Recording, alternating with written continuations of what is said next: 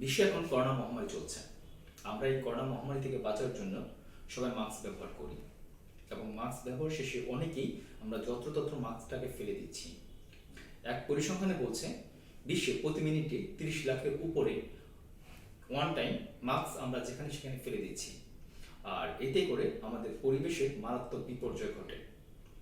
আমাদের লিও জেলা 315 বাংলাদেশ আমরা সিদ্ধান্ত নিয়েছি বাংলাদেশের পরিবেশটাকে রক্ষা করার জন্য এবং আমাদের আশপাশের পরিবেশটাকে আরো সুন্দর করার জন্য আমরা ওয়েস্টেজ মাস্কগুলোকে আমাদের আশপাশের রাস্তাঘাট থেকে তুলব এবং সেগুলো নির্দিষ্ট জায়গায় ফেলবো। শুধু তাই নয়, আমরা জনসাধারণকে সঠিকভাবে মাস্ক ব্যবহার করা সাথে সাথে মাস্ক ব্যবহার শেষে যেন তারা নির্দিষ্ট স্থানে ফেলে সেই সম্পর্কে আমরা সচেতন করব।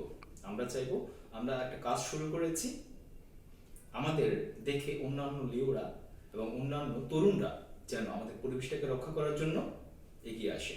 পরিশেষে আমি বলবো, নিজে ভালো থাকুন, আমাদের পরিবেশটাকে বাঁচান।